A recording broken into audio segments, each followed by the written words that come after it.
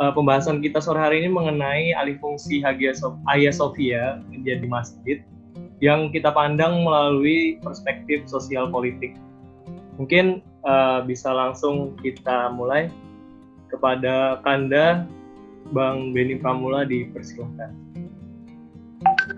Ya, bismillahirrahmanirrahim. Assalamualaikum warahmatullahi wabarakatuh. Waalaikumsalam warahmatullahi wabarakatuh. Wa bihi nasta'in wa ala umuri dunya waddin wa ala alihi wa sahbihi ajma'in, amma ba'd.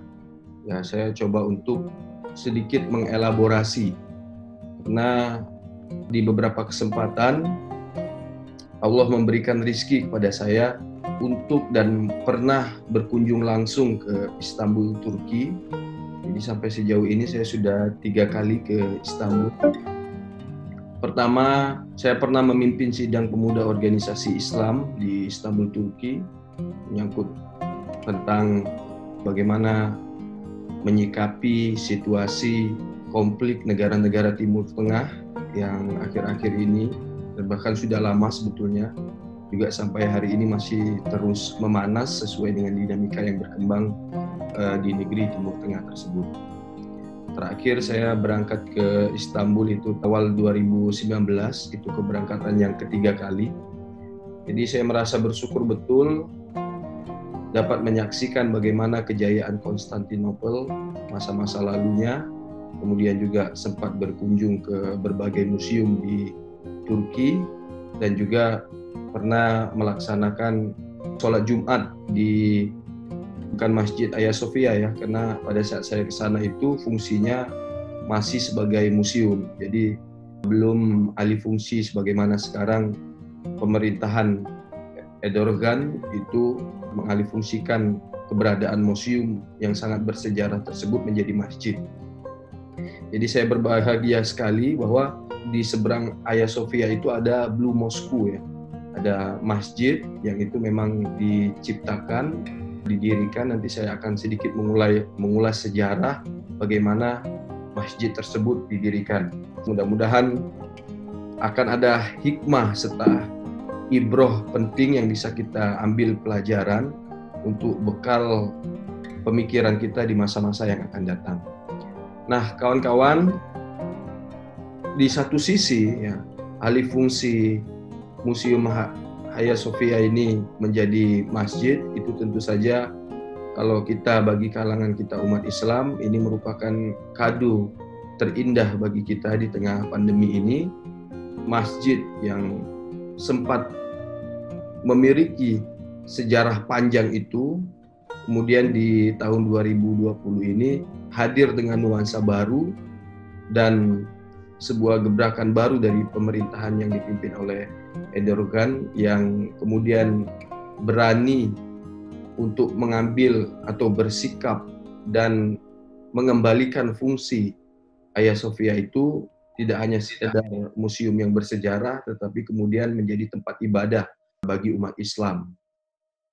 Kalau kita mau tinjau dari perspektif sejarah, Hagia Sophia itu dibangun pertama kali itu sebagai gereja ya, itu bercorak Kristen Ortodoks pada tahun kisaran 532 sampai dengan 537 di bawah naungan Kaisar Bizantium bernama Yustian. Jadi antara Kaisar Romawi pada saat itu yang berkiblat ke Italia Katolik dan Romawi Timur atau Bizantium Ortodoks. Saya mau mulai ini dari kiblat ini dulu. Yang pertama adalah kiblat dari Kekaisaran Romawi Barat, yang itu faksunya adalah Italia Katolik, lalu kemudian juga ada Romawi Timur yang faksunya itu adalah Bizantium Ortodoks. Jadi hubungan kedua blok ini itu juga tidak mesra sebelumnya pada saat dua kekaisaran ini sedang berjaya. Jadi juga ada semacam persetegangan yang cukup signifikan di masa dua periode tersebut, atau kita kenal dengan dua agama Kristiani itu ya. Terus kemudian berlangsung ketika masuk ke era Perang Salib keempat itu kisaran tahun 1201 sampai dengan 1204, di mana pasukan salib itu menyerang Bizantium Timur yang kita kenal sekarang di masa kejayaan Konstantinopel pada masanya. Dan kekuasaan mereka itu meliputi juga Kekaisaran Bizantium dan gereja Hagia Sophia ini, dari Ortodoks Katolik, tepatnya itu kisaran tahun 1261. Hingga pada singkat cerita ya, nanti kita coba ulas, kalau dalam perspektif sejarah tentu teman-teman juga membaca di banyak literatur. Nah, kemudian pada tanggal 29 Mei 1953 itu kita kenal bagaimana sosok anak muda, pemimpin yang sangat heroik di masanya, sebagaimana yang dijanjikan oleh Rasulullah bahwa akan ada pemimpin di kemudian hari yang akan menaklukkan Konstantinopel itu. Ya, ini kita kenal yang sangat menginspirasi kita anak muda, yaitu Sultan Muhammad Al-Fatih, yang merebut kota yang dijanjikan oleh Rasulullah tersebut.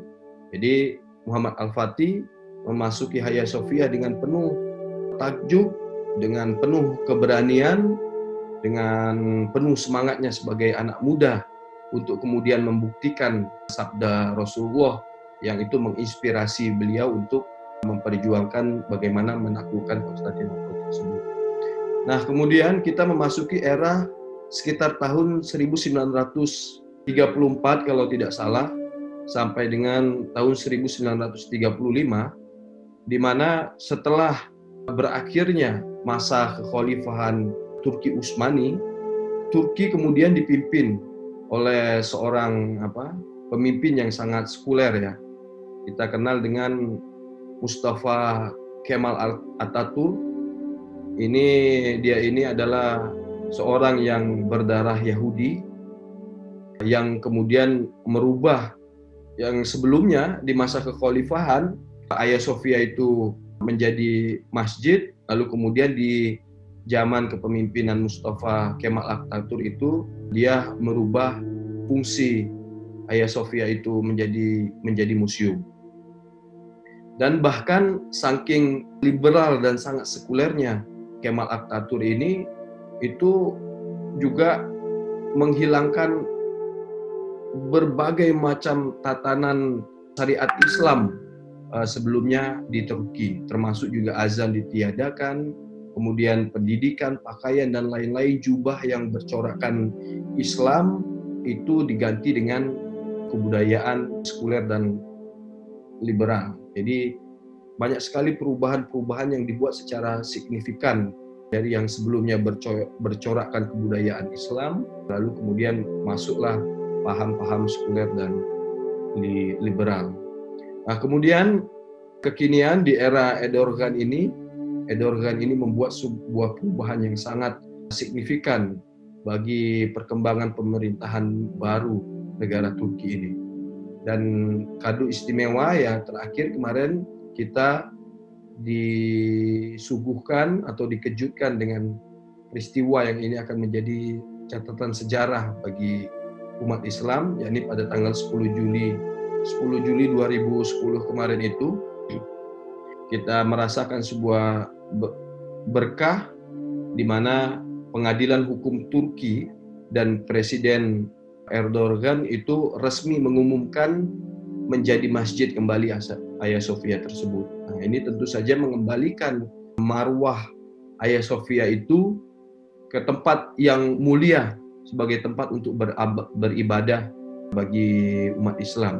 Jadi teman-teman, sebagai pemuda yang konsen terhadap perkembangan dan kemajuan pemuda-pemuda Islam, dan sebagai orang yang pernah memimpin Ikatan Mahasiswa Muhammadiyah, secara pribadi saya mengutarakan kebanggaan terhadap situasi ini atau kehadiran sejarah baru ini, mengembalikan Masjid Agung ini, Hagia Sophia ini menjadi fungsi awalnya sebagai masjid. Tentu saja ini saya bangga dan bagi saya ini sesuatu yang sangat menggembirakan. Nah, kemudian teman-teman, saya juga ingin mengapresiasi bahwa langkah yang diambil oleh kehakiman Turki dan Presiden Turki itu sebetulnya bukan sesuatu untuk mengubah gereja menjadi masjid, seperti yang dikatakan oleh banyak orang.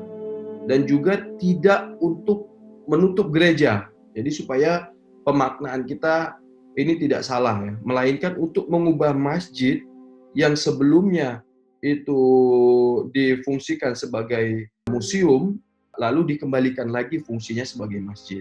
Nah, tentu saja langkah Erdogan mengubah Hagia Sophia ini menjadi masjid sama sekali tidak untuk merugikan umat manapun, termasuk umat Kristen atau agama lain pun, agama apapun atau golongan apapun. Jadi Hagia Sophia ini lebih terhormat justru jika dia menjadi masjid, karena dengan begitu tentu akan menjadi kebanggaan bagi umat Islam khususnya. Tapi kemudian kita akan coba untuk bergeser dari sentimen tentang keagamaan tersebut untuk mengkajinya ke hal yang lebih luas agar kita tidak terjebak pada pandangan-pandangan yang pro kontra akhir-akhir ini tentang alihfungsian kembali Masjid Hagia Sophia ini. Jadi seharusnya kalau seandainya ini menyinggung umat tertentu, katakanlah misalkan ya dalam hal ini Kristen ataupun pemimpin-pemimpin negara barat katakanlah, wah sebenarnya keputusan Erdogan ini karena memang Hagia Sophia ini kembali kepada fungsi aslinya sebagai tempat ibadah dan pendidikan. Jadi peristiwa mengubah gereja ke masjid adalah peristiwa yang itu sudah berlangsung lama sekali. Ya, bahkan berlangsung 5 abad lebih ya, sehingga tidak pas rasanya kalau para pemimpin negara barat atau pemimpin gereja katakanlah itu mengkritik langkah Erdogan ini. Kalau mereka memang mau mengkritik ya mereka kritiklah Kekaisaran Ottoman, masa pemerintahan Sultan Muhammad Al-Fatih. Nah, menurut saya justru apa yang terjadi hari ini itu lebih kepada membuka kembali masjid dengan mengembalikan fungsinya. Nah, ini seharusnya tidak menuntut kemarahan umat manapun atau tidak boleh muncul satu keberatan dari siapapun. Terutama ini adalah masalah internal dari negara Turki itu sendiri. Kalau para pemimpin negara-negara barat katakanlah menyayangkan tentang pengubahan atau pengalihfungsian, kalau mereka berpendapat ini gereja menjadi masjid, hal itu justru akan memaksa umat Islam untuk membuka lembaran sejarah lama, dan ini kan akan tidak baik karena justru akan menimbulkan ketegangan baru yang justru lebih memantik sentimen keagamaan, bukan lagi pentingan bagaimana sebuah negara itu bisa berdaulat dengan kebijakan negaranya masing-masing. Nanti juga kalau itu yang diungkit-ungkit, nanti kan ada juga tuh, ada beberapa masjid di negara-negara barat yang misalnya diubah menjadi gereja. Seperti misalkan Masjid Andalusia, Masjid Sisilia, terus Masjid Rusia, dan masjid di Yugoslavia misalnya. Nah, nanti justru akan menimbulkan ketegangan baru kalau seandainya yang diungkit adalah lebih kepada faktor kesejarahan yang itu sudah berlangsung sangat lama kayak gitu ya. Dalam hal ini terus gimana seharusnya posisi bangsa Indonesia? Ini pertanyaan penting juga. Secara kelembagaan bangsa kita tidak harus memposisikan diri dalam hal ini. Ya paling tidak kalau kita ingin memposisikan diri ya kita hormati saja keputusan pemerintah Turki ini. Nah, inilah yang saya lihat ya, beberapa negara seperti di Amerika Serikat, terus negara di Uni Eropa atau Yunani, mereka memprotes tindakan ini. Tapi juga harus diingat bahwa ini kan masalah kedaulatan Turki. Lalu kemudian yang kedua ada keputusan pengadilan, kan kita tahu ini berdasarkan juga keputusan pengadilan mengenai masalah ini bukan dilakukan secara sepihak oleh eksekutifnya, oleh pemerintahan Erdogannya saja, tapi ditentukan oleh hasil keputusan pemerintah setempat yang itu sudah melalui proses-proses hukum yang berlaku di situ. Nah, kemudian pembukaan kembali Hagia Sophia ini menjadi tempat ibadah itu tidak akan mengurangi apapun identitas Hagia Sophia ini sebagai warisan dunia. Di Turki sendiri tercatat lebih dari 430 gereja atau sinagong tempat orang Kristen atau Yahudi beribadah. Nah, juga ada ribuan tempat bersejarah lainnya, tempat-tempat pemujaan yang berasal dari periode dan peradaban yang berbeda di masa-masa sebelumnya. Nah, teman-teman, pertama yang mau saya sampaikan, Hagia Sophia ini adalah wakaf pribadi dari Sultan Muhammad Al-Fatih. Bukan dengan cara dia merampas. Nanti harus kita bedakan antara penaklukan Konstantinopel dengan keberadaan Hagia Sophia ini, supaya nanti kita tidak gagal untuk memahami sejarah ini. Cuma sayangnya di sini, literatur Barat itu sering kali mengatakan bahwa Hagia Sophia ini dirampas kayak gitu. Ini bertahun-tahun digembar-gemborkan oleh negara-negara Barat bahwa Hagia Sophia ini dirampas. Padahal sebenarnya Hagia Sophia ini adalah wakaf dari Sultan Muhammad Al-Fatih yang membelinya dengan cara donasi. Dan ini dinyatakan oleh Mahkamah Agung Turki. Ada catatan sejarahnya. Hal inilah yang kemudian mendasari keputusan Mahkamah Agung Turki yang mencabut keputusan era Mustafa Kemal Atatürk yang menjadikan museum secara ilegal pada saat itu. Dan pada 2020 ini dikembalikan statusnya Hagia Sophia ini menjadi masjid. Jadi teman-teman, secara hukum negara Turki juga tidak berhak mengklaim secara paksa Hagia Sophia ini tanpa ada proses-proses hukum dan proses-proses kelaziman yang harus dipenuhi sebelumnya. Orang-orang Turki juga berhak untuk memiliki kebanggaan dan berdaulat akan negerinya sendiri karena ini merupakan juga warisan pribadi dari nenek moyang mereka sebagai warga Turki, yakni Muhammad Al-Fatih.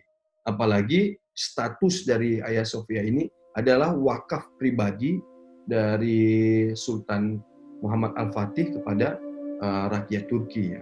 Jadi keputusan Mahkamah Agung Turki itu juga merupakan fakta yang kuat bahwa Sultan Muhammad Al-Fatih itu telah memiliki bangunan tersebut.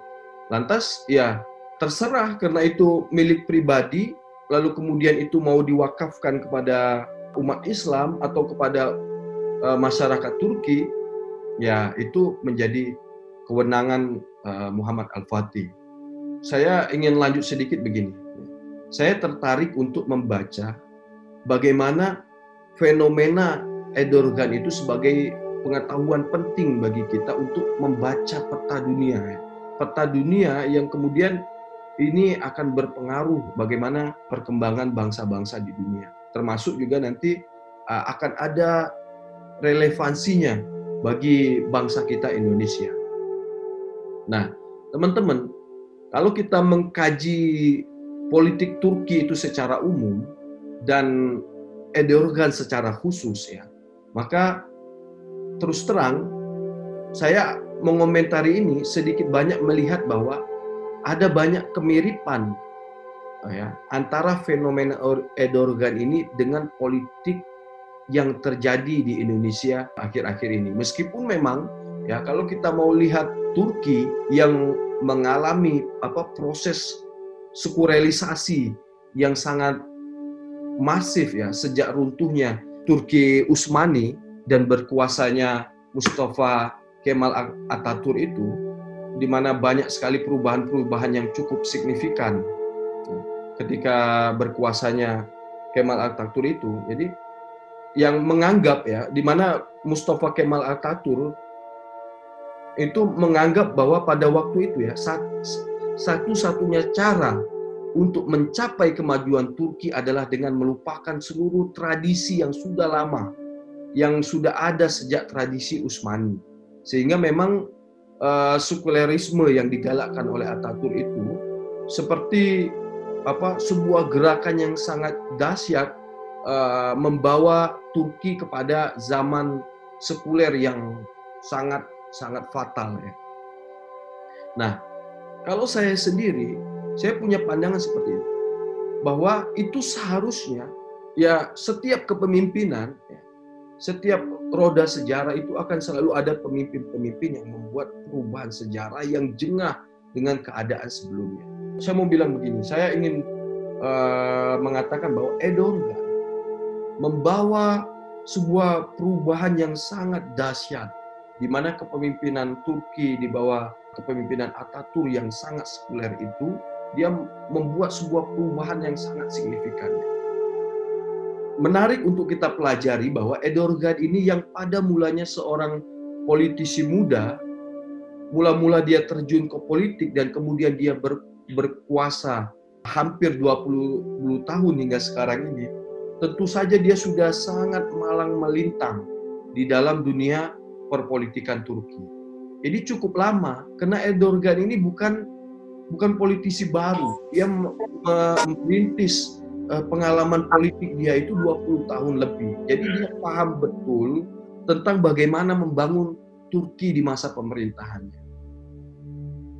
Kalau kita mau telisik sejarah dia ini, tahun 84 misalkan ya. Dia dikenal sebagai politisi yang belajar banyak tentang Islam ya. Padahal waktu itu kan politik Turki masih di bawah bayang-bayang pemerintahan Kemal Atatürk yang sangat sekuler itu. Jadi orang berbicara tentang Islam, tentang pendidikan Islam itu masih sangat tabu. Tetapi sosok Erdogan, dia mencoba untuk membangkitkan rakyat Turki untuk tidak Islamofobia, tidak khawatir tidak takut dengan menunjukkan identitas keislaman. Bahkan sekolahnya Erdogan itu ya, kalau diibaratkan di Indonesia itu ya semacam pesantren lah ya di sana itu. Jadi semacam sekolah Islam. Baru kemudian setelah dia selesai, istilah kalau di Indonesia itu di pesantren, dia masuk ke Universitas Marmara yang merupakan sekolah bisnis dan ekonomi yang cukup populer ya di Turki. Tapi ada juga nanti ya, kalau teman-teman baca sejarahnya juga, Erdogan ini kan berguru dengan Erbakan. Itu dia juga menjadi pemimpin, ada namanya Partai Refah itu kalau di Turki itu. Jadi ini justru malah berbeda. Kalau Erbakan ini dia sekolahnya malah di sekolah teknik. Tapi lebih ke patron politik, ya mereka banyak belajar di situ Erdogan ini. Nah, bahkan Presiden kita Habibie juga mengatakan bahwa Erbakan ini teman sekelasnya Habibie ya. Nah, nanti kita baca lagi literatur tentang itu supaya lengkap pengetahuan kita untuk belajar mengenai perkembangan kebudayaan di Turki ini. Nah, teman-teman, perlu kita tahu ya bahwa sesungguhnya ada kekuatan yang sangat dominan di Turki itu, kekuatan militerisme Turki.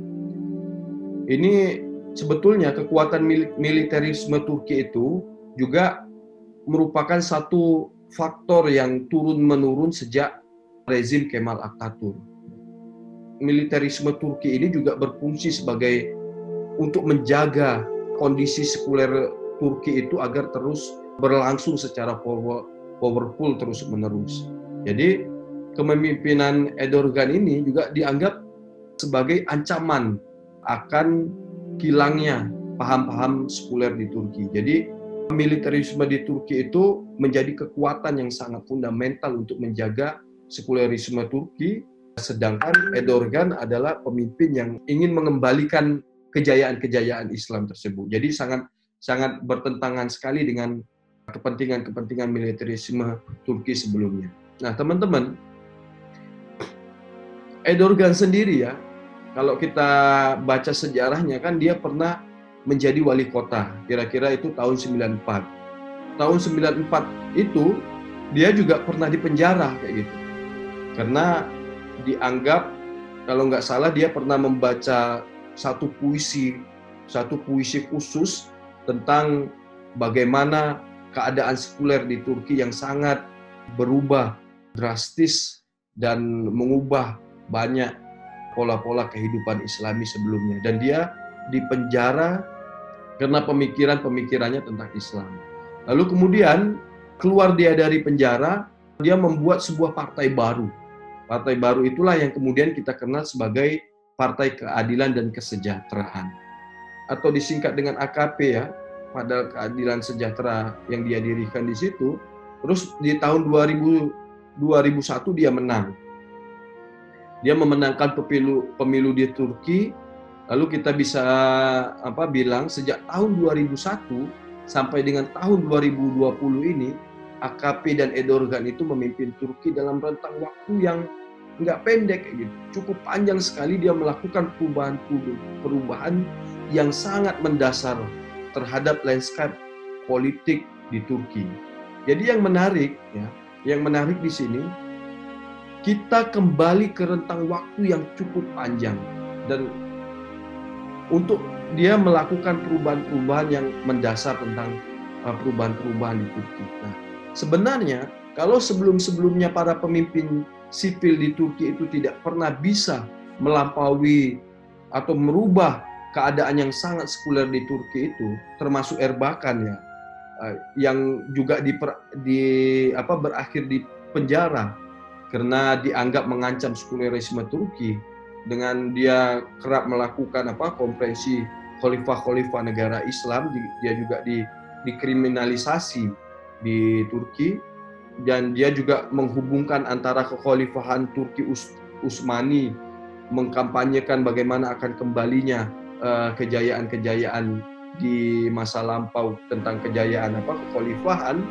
Tentu saja kan ini versus ya atau berseberangan dengan militerisme Turki yang sangat sekuler itu.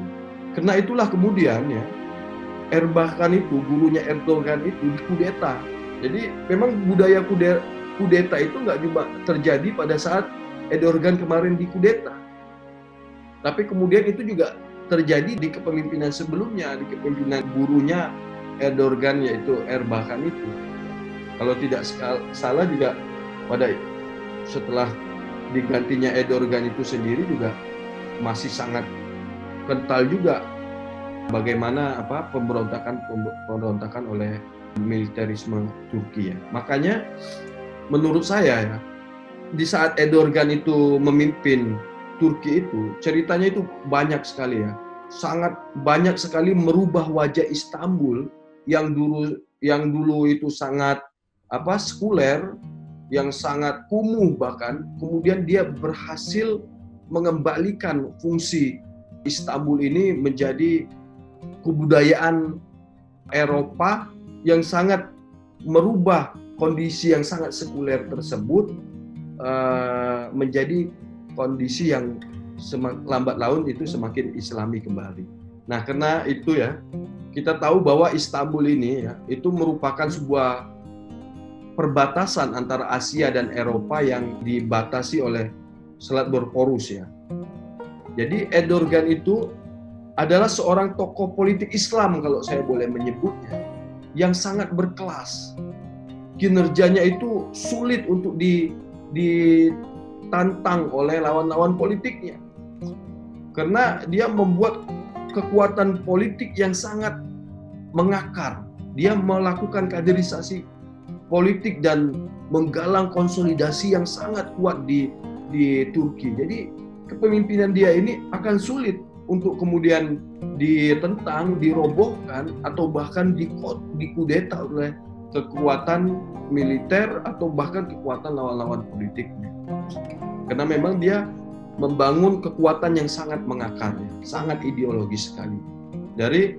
Pada saat Erdogan itu menyingkirkan sekulerisme di Turki dan juga tentu militerisme di Turki, dia menggunakan isu-isu kebebasan, bahwa di bawah rezim militer itu dia berani untuk mengangkat isu yang sangat sensitif dan membangun kekuatan serta membangun dukungan rakyat itu yang sangat kuat, sehingga susah sekali orang-orang yang mencoba untuk menafikan atau menistakan kebijakan-kebijakan yang dibuat oleh Erdogan ini. Nah, teman-teman, dan sekarang bisa dibilang dia sebagai presiden Republik Turki modern. Dia bisa mengontrol seluruh kegiatan politik, ekonomi, perdagangan, kebudayaan, dan lain sebagainya.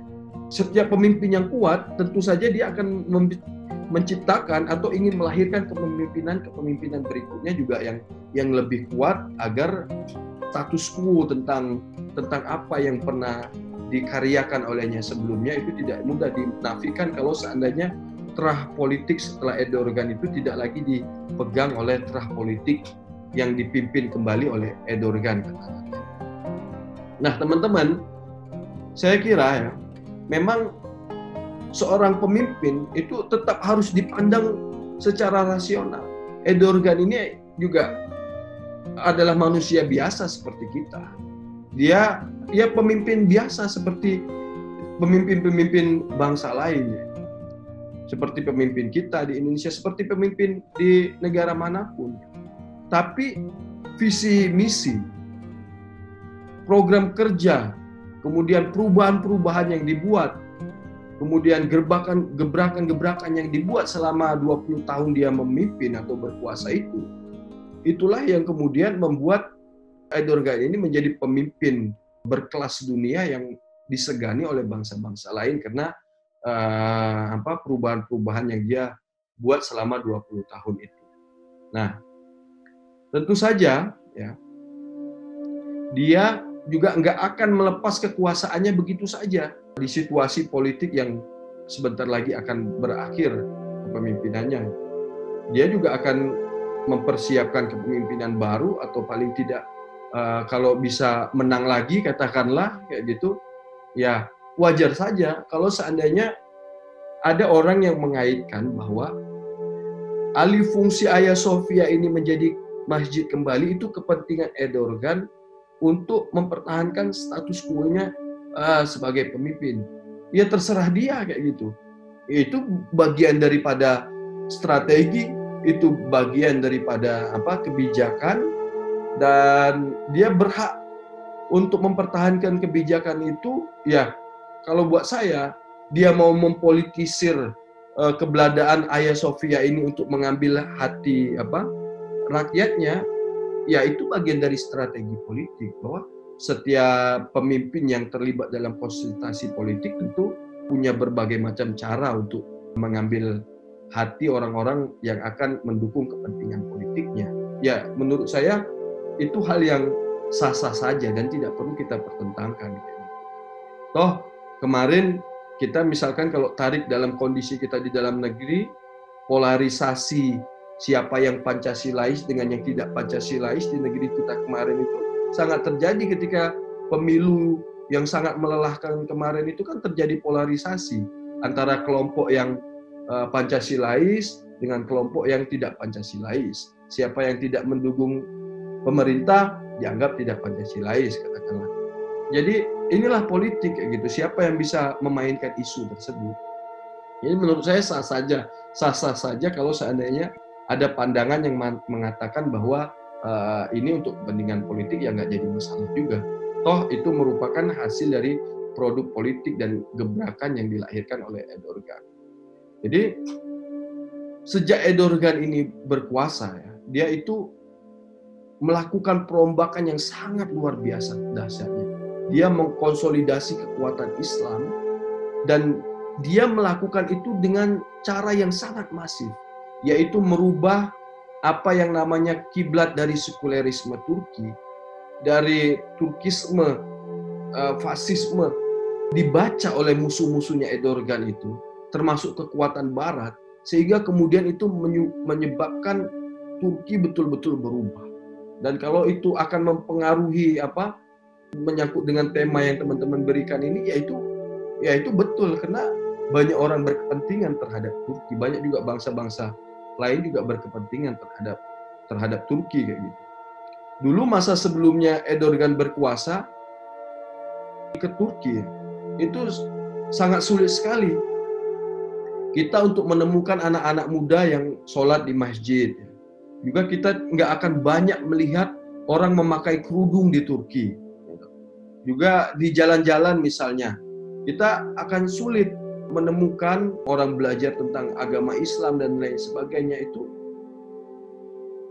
suatu hal yang sangat tabu di era kepemimpinan sebelum Erdogan. Lalu kemudian di masa dia itu banyak sekali perubahan baik pada struktur, kebudayaan, pemerintahan, kemudian kebijakan-kebijakan, dia melakukan perubahan yang sangat signifikan. Nah, ini sekarang Turki dipimpin oleh Erdogan selama 20 tahun itu sangat berubah drastis.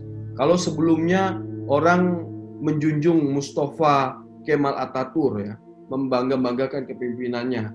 Tapi kemudian sekarang di Turki, bahkan kita di Indonesia, itu orang sekarang bangga kepada Muhammad Al-Fatih.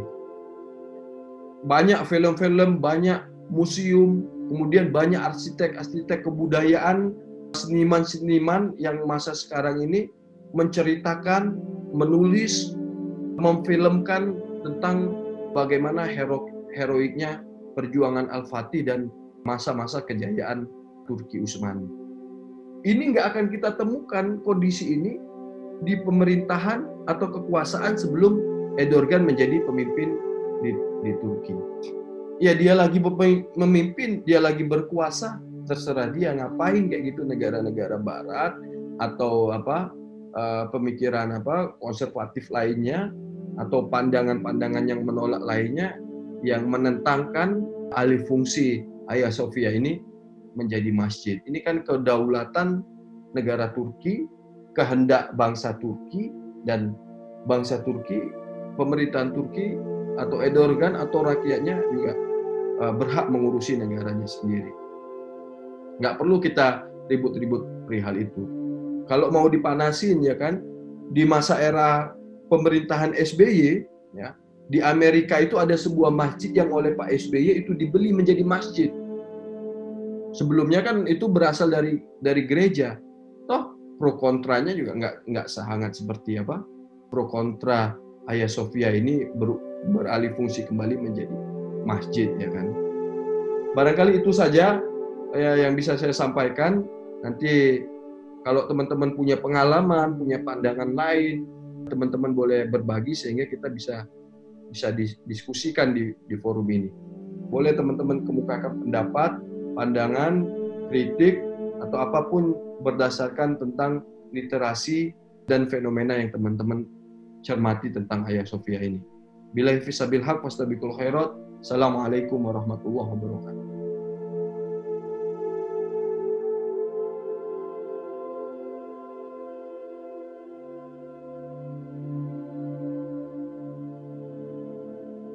Pertanyaan yang pertama terkait dengan urgensi.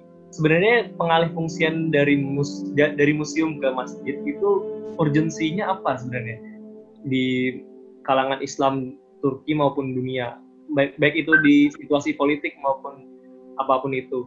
Kemudian pertanyaan yang kedua terkait dengan pro kontra yang berkembang di masyarakat dunia, bahwa awalnya sudah bagus nih kita di posisi netral, awalnya kan dibangun sebagai gereja, kemudian diambil alih oleh Islam menjadi masjid, kemudian pada perkembangannya dijadikan museum oleh Mustafa Kemal Atatürk. Nah, di antara pro kontra itu sebenarnya bagaimana yang sebaiknya gitu? Ya, jadi ini menurut hemat saya ya.